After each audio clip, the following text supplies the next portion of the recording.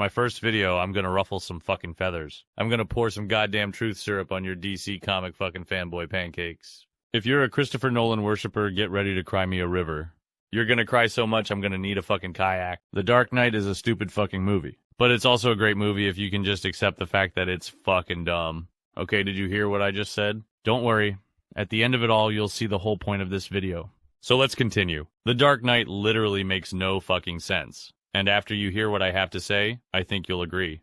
I could spend 10 hours ripping this movie to shreds, but I'll spare you that torture. I'll just cover some of the obvious fuck-ups that none of you fanboys want to admit are beyond stupid. Dumb shit critics like Chris Stuckman and others try to act like this movie is some major masterpiece or some serious crime saga. It's not Heat or Muppets Take Manhattan. Let's get real. Don't even try to pretend it is. It's got more open holes than Riley Reid and plays like a comedy if you really look closer. First of all, Batman does not fucking belong in the real world. He belongs in a fantastical one. Imagine some dude walking into a police station dressed up as a bat. Just sit there and actually imagine it. Imagine what the fucking cops would do. They'd either shoot his ass or die from laughing so fucking hard. But I think they'd shoot him. I sure as hell would. And this criticism goes towards the Batman, too. That's also a stupid fucking movie. I nearly shit a toaster when Batman just hangs out at the crime scene after the fucking mayor was murdered. That's just hilarious to me. But nerds think it could actually happen. I've seen virgins actually debate this bullshit. The Tim Burton and Schumacher movies at least tried to put Batman in a comic world. So for that reason, they got Batman right. The Dark Knight basically sticks Batman in Chicago. No fucking production design at all. It's fucking Chicago! If you've played the Batman Arkham games, you know that's what Batman's supposed to be. The animated movies get it right too. The choice to make Batman seem grounded in reality is fucking stupid. You can't ground a man in reality if he's dressed like a 6-foot fucking bat, as Burton's movie called him. It's fucking stupid. So if you're one of the people who think Christopher Nolan is some god and can do no wrong and everything he touches turns to cinematic brilliance, I'm about to show you a thing or two. Alright, so let's look at just a few of the stupid things in this stupid fucking movie. Ready or not, here they come. Try to keep up with me. How the fuck did the Joker stack $500 gazillion into a 30-foot high pyramid? And why did he do it? And who did the work?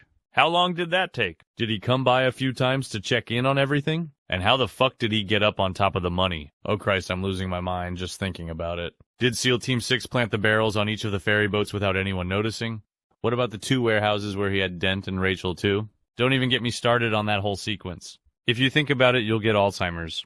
But let's dive in. So Harvey Dent's plan is to get transferred after saying he's the Batman, in hopes the Joker will declare World War III and try to kill him along the way, and then Batman will come save him and catch the Joker. Is that right? And all this took place in a matter of hours after Dent confessed and was taken into custody. Okay, so Nolan wants us to believe the Joker set up the entire ambush and detour within a few hours. Really? How many fucking guys are working for the Joker? And back to the $500 zillion pyramid for a second? Why didn't any of these fucking criminals just take some of the money and get the fuck out of Dodge while the Joker was off taking a shit or planning everything? The Joker later says he's not a man with a plan and just does things. But get the fucking fuck out of here. He's the biggest planner there is.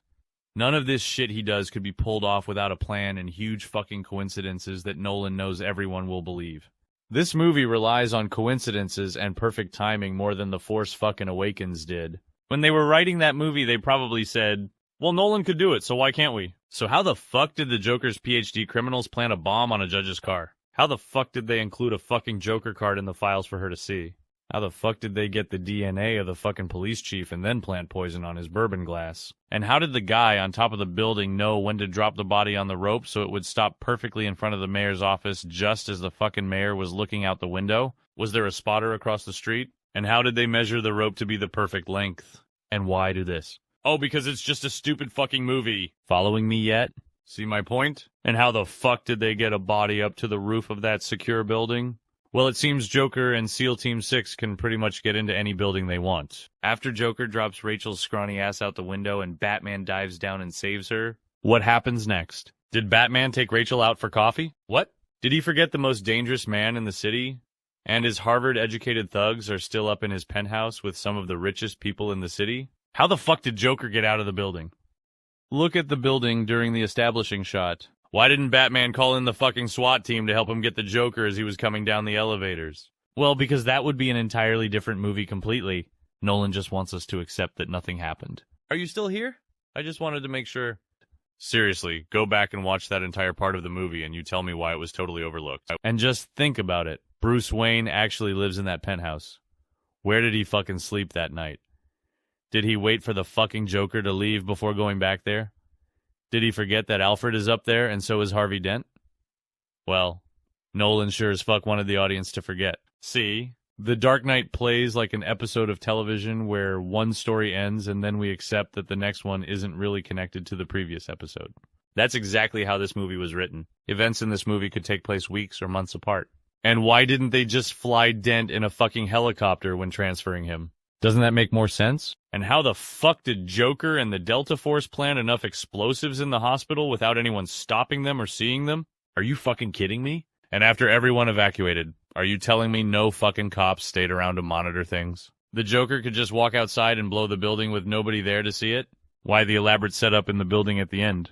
Did the Joker know Batman was going to find him with his incredibly believable sonar system using every cell phone in the city, so he thought he'd design a hostage scenario that closely resembles a video game? And all this was perfectly timed so it would happen right before it was time to blow up the fucking boats? When the Joker was standing on the street and Batman was riding towards him on his Batpod thing, are you telling me he seriously wouldn't have ran into him?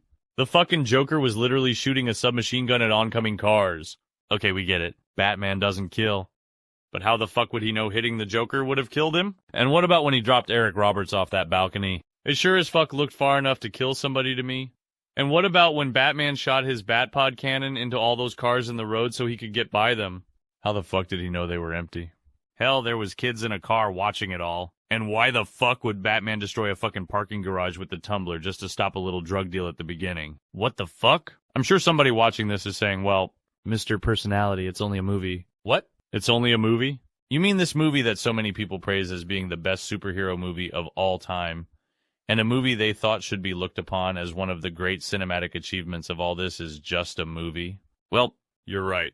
It's just a movie. It's a stupid movie just like all other genre movies. All action and science fiction movies are stupid. All horror movies are stupid. Why? Because they're all movies. Movies bend reality and make us suspend disbelief in order to enjoy them. And The Dark Knight does exactly that. I bet you can't name a genre film or Hollywood blockbuster where every character acts in a logical way and where the story is totally believable. You can't. Even the greatest movie of all time has this problem. It's called Jaws. If it was a logical movie, there would be no movie.